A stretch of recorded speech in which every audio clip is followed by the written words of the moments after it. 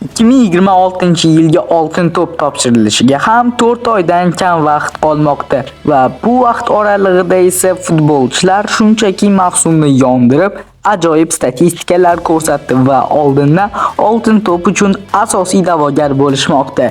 Bugun biz mana shunaqa futbolchilardan top 5 tasini ko'rib chiqamiz. Bugun bizada top 5 rubrikasi va bugungi mavzuyimiz esa top 5 ta Oltin to'pning favoritlari. Ya'ni bu videoda biz Oltin to'pga asosiy top 5 ta da'vogar futbolchilarni ko'rib chiqamiz. Siz esa mana shu videoni boshlashimizdan oldin hoziroq o'tib like bosib qo'ying hamda kanalimizga obuna bo'lib qo'ying hamda biz esa endi videoni boshlasak ham bo'ladi. Husan Sport YouTube kanali, videoga like bosishni hamda kanalga obuna bo'lishni unutmang. Biz esa sekin boshlasak ham bo'laveradi.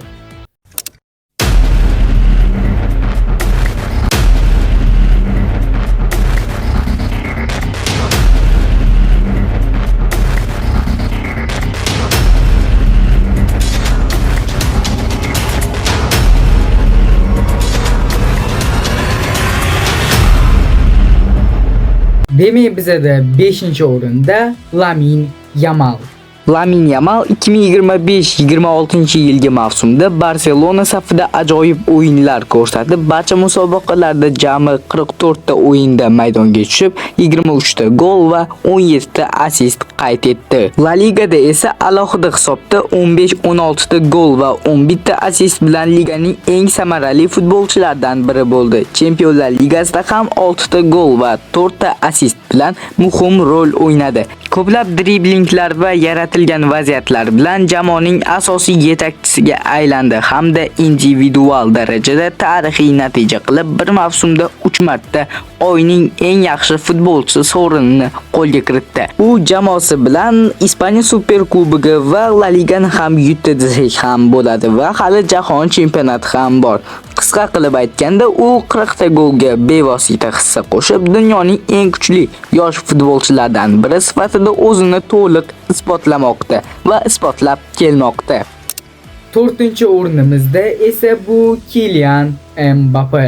Kylian Mbappe 2025-26-yilgi mavsumda Real Madrid safida barcha musobaqalarda taxminan 41 ta o'yinda maydonga tushib, 39-41 ta gol urib va 5 ta assist qayd etib, jumladan La Ligada 24 ta gol va 4 ta assist, Chempionlar Ligasida esa 15 ta gol, umumiy hisobda esa 40 plus golga bevosita hissa qo'shib, jamoaning asosiy hujumchisiga aylangan. Mavsum davomida bir nechta hat-triklar, hatto rekord darajadagi tez hat-triklardan biri va hal qiluvchi gollar bilan ajralib turgan. Individual jihatdan esa La Liga to'purarlaridan biri bo'lib, yuqori reyting, ya'ni 8.1 atrofida va yetakchi o'yin darajasini ko'rsatgan holda mavsumni kuchli o'tkazgan va mavsumni kuchli yakunlamoqda.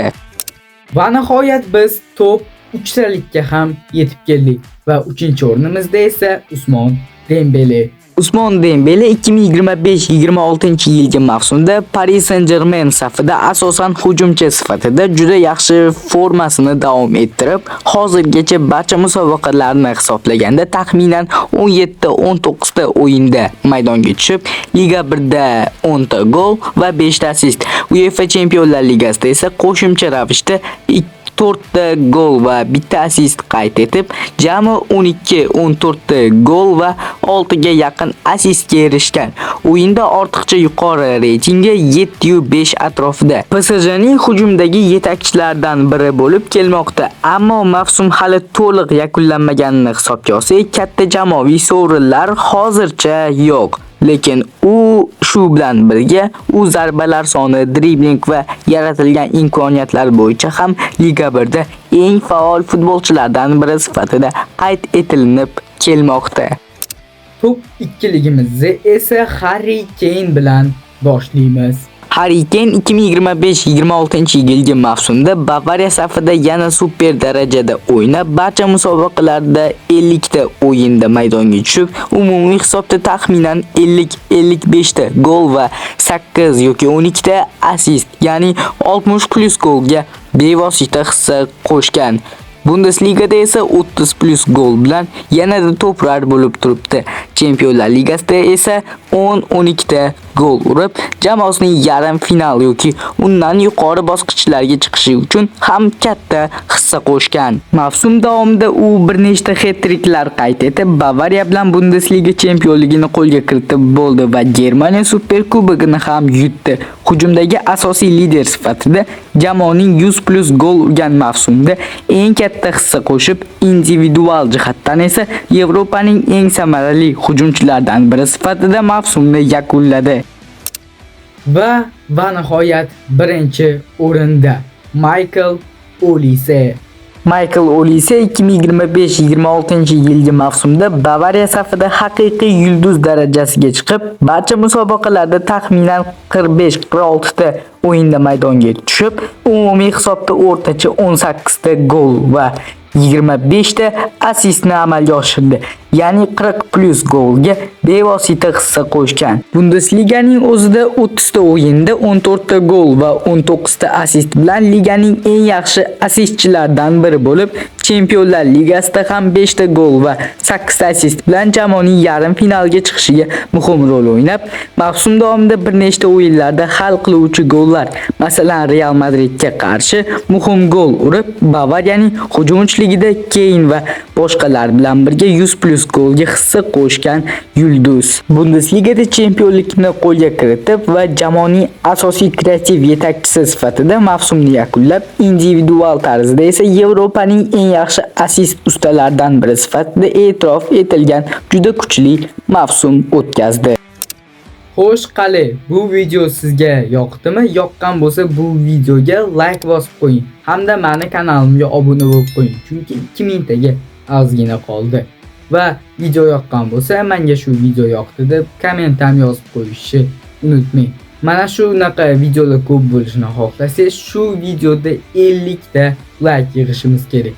Va shundan so'ng biz yana yangi videoni chiqaramiz. Va endi sekin cho'zib o'tirmasdan videoga yakun yasaymiz. Va siz men kanalimga obuna bo'lib qo'ying, videoga like bosishni unutmang va biz endi sekin videoga yakun yasasak ham bo'ladi. Siz bilan Husan bo'ldi. Husan Sport YouTube kanali edi. Videoga like bosishni hamda kanalga obuna bo'lishni unutmang. Biz esa videoni yakunlaymiz.